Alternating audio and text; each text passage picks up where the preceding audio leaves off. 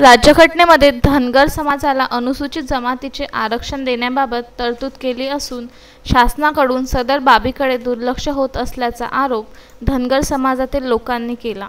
धनगर समाज अनुसूचित जमातीच्या आरक्षणापासून वंचित आहे। काही राज्यांमध्ये धनगर समाजाला अनुसूचित जमातीचे आरक्षण लागू करण्यात आले, त्याच धर्तीवर महाराष्ट्रात देखील अनुसूचित जमातीमध्ये धनगर समाजाला आरक्षण देण्यात यावे ही मागणी निवेदनाद्वारे करण्यात आली। सरकारने धनगर समाजाच्या उद्धारासाठी 1000 कोटी रुपयांची तरतूद केली, परंतु ती रक्कम संबंधित खात्यात वितरित न झाल्यामुळे धनगर जमातीतील लाभार्थ्यांना लाभ मिळाला नाही।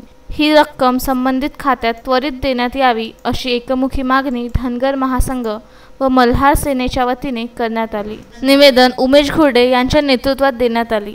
मंगेश बुंदाडे, प्रमोद ढोमणे, रमेश धनवने, ओंकार उंदरे, गोविंदा आगरकर, प्रकाश गाढवे, सुरेश सरोदे, श्रीनिवास लवकर, दिलीप डोके, अशोक महात्मे, प्रकाश गंधे आणि असंख्य कार्यकर्ते उपस्थित होते। गेल्या 70 वर्षापासून धनगर समाजाच्या आरक्षणासाठी आमचा लढा चालू आहे। शब्दाच्या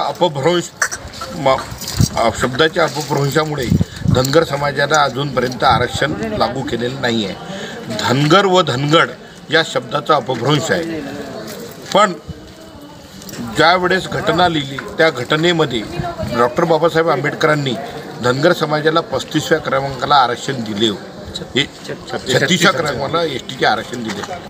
संजय तुपसुंदरेसह बोधिसत्व काळे, विदर्भ न्यूज, धामणगाव रेल्वे।